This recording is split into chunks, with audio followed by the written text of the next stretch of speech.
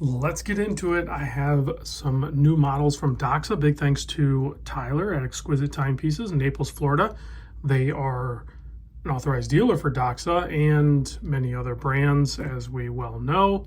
Over 60, I believe, at this point, and there's some big stuff coming soon, I think this year. So I need to get a trip down there as soon as I can to cover some of that. But I'm actually wearing my Doxa Sub250t that I picked up from Exquisite Timepieces, and we're going to take a closer look at these new Sub250t GMT models from the brand, and they're offered at Exquisite. I'll put a link down below. It'll be, I think, just the direct link to Doxa, because these are at the top of the page, so you'll be able to scroll through and look at all the different colorways. There's a bunch of different ones to choose from. So if you're looking for a GMT variant of the Doxa in the current lineup, this is the one to go for. Doxa did make a GMT model before. It was called the Sub250t GMT or something like that. I have handled one of those once before at a Oak and Oscar event I went to. There was a guy wearing them, and it's more like this size watch, a little bit thicker, and then I had two crowns. There was one here and one here. I really hope Doxa comes out with that model again, but this is a really good iteration of a GMT that I think is gonna work for a lot of people. It is the smaller case, so it's more like that Sub200t that I showed before. The case width on this is 40 millimeter, versus, the full size. And I'll do a good side-by-side showing it in a little bit later so you can see the size difference. But the case width is 40 millimeter. But keep in mind, these cushion cases, they have like a larger case, even though the dial presentation is not as large. The lug to lug is only 43.6, really short, and it doesn't extend with the bracelet. The bracelet drops right off. Thickness, only 11.4 millimeter, flat sapphire crystal up top. You have an 18 millimeter lug opening. You can get these on these beads of rice bracelet, or you can get it on a FKM rubber strap. There's a small price difference. So, if you're not a bracelet person, then just go for the FKM. It's a great setup. But if you think you kind of want to have both, then definitely buy it originally on bracelet and then buy the FKM additionally.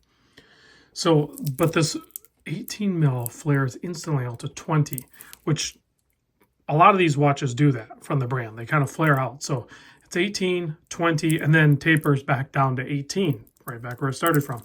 And then it has this preferred, I think, simple clasp system. It's a smaller variant of what I have, just a double pusher to open it up. And then it has this quick adjust here that ratchets in. So nice clean operation there. Still some plastic on this, so apologize for that. And then you have a 6.3 millimeter signed with the Jenny logo screw down crown. These are 250 meter water resist, hence the name 250T. The movement inside, I suspect, because they don't really tell you, they just give you the specs on the movement. It's 42-hour power reserve, 25 joules, and it's a caller's GMT, meaning that the GMT hand goes forward only, but you do get the quick set date, which, if I'm completely honest with you guys, I would rather have quick set date versus the traveler's GMT, where you can go forward, backward. I just find it more convenient with how many watches I own to be able to have the quick set date. So back to the movement. 42-hour power reserve, 25 joules, and it is, quote, decorated by Doxa. In the past, I showed a video a long time ago of a Sub200 and pulled the case back off, and decorated by Doxa means they put their rotor on there. So it has a Doxa rotor, essentially. So they could name the movement, but they didn't. I suspect it's a Sellita SW330. So I could be wrong. It could be an ETA. They have surprised me before. 120 click bezel on this. You got a little bit of DNA collection going on there with that excellent grip on the bezel action. And then this is the professional, so it has that nice orange.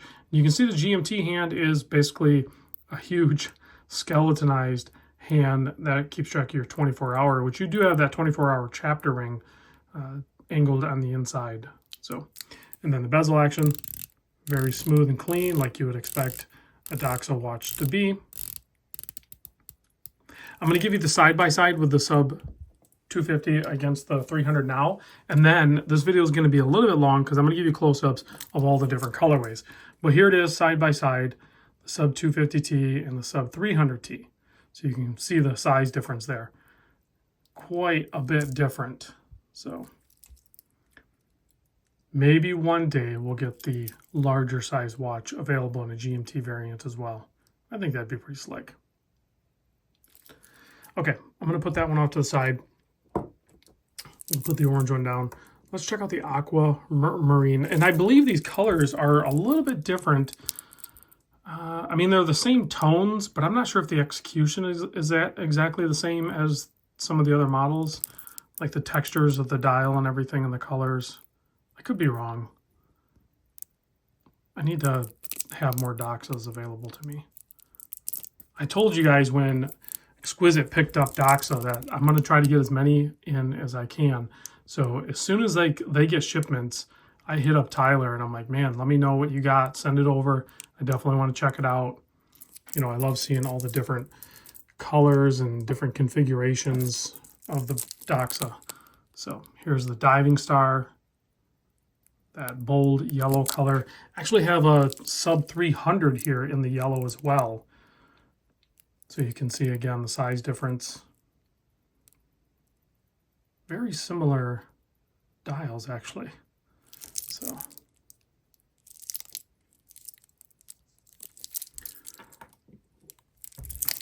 yeah, really digging the colors that Doxa uses. And then they color match the signed crown too. Now this one's a little bit different. When I first got my hands on it, I'm like, why did they do a different hand layout? They did it more traditional with just a pointer for the GMT. Well, it's still a shark hunter, but if you look at it, it's called the vintage shark hunter because you can still get the regular shark hunter, which will be in that layout where it has like that, you know, hand layout.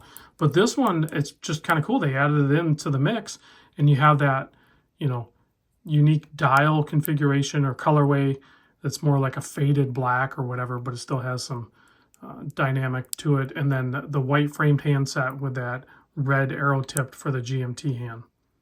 So that one's a little bit different for sure.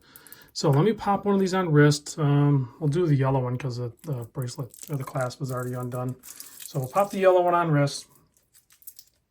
So you can see what that looks like. Price point on these, they're just under $2,500. So here it is on my 7¼ inch wrist. Yep, I can definitely pull it off. But I think this is going to be more just like the other 200 that they recently released. It's definitely going to be for the people that prefer the smaller watches. The smaller size case. I think that's just going to be the nature of things. Let me give it a quick blast with the UV light so we can check these out. I'll turn off the studio lights and we'll just pick up a couple of them and I'll bring them up towards the camera so you can kind of see. I mean, we have some different colors used, like the orange one has green lume, the yellow one has like BGW9.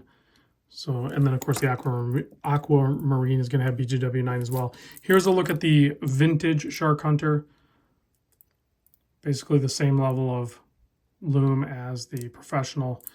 So there's a quick look at it. If you guys have any questions, let me know. And what other Doxa models do you want to see on the channel? Let me know and I will reach out to Tyler at Exquisite and get that in here so we can get a video on it. Thanks for watching. I'll see you guys on the next vid.